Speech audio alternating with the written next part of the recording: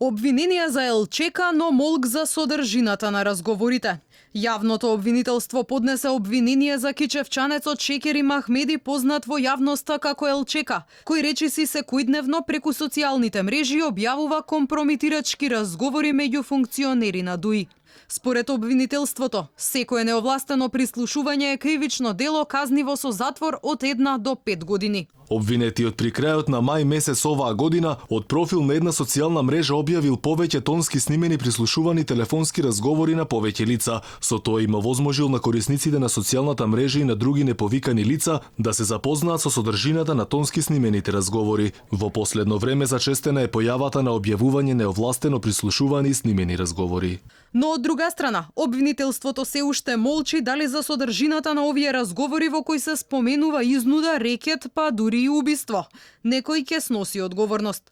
Во телефонските разговори кои кичевчанецот Ахмеди ги објавува на Фејсбук, соговорниците на албански јазик заговараат прикривање на убиства, зборуваат за рекет и изнуда на пари, а снимените разговори според објавувачот биле главно на функционери и актуелни министри од редовите на ДУИ, меѓу кои и лидерот Ахмети.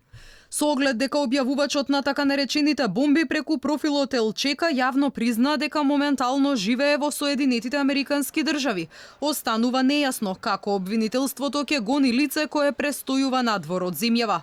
Од друга страна, се поставува и прашањето како снимениот материјал стигнал кај лице во Косово и преку кого ЛЧК ги добил бомбите.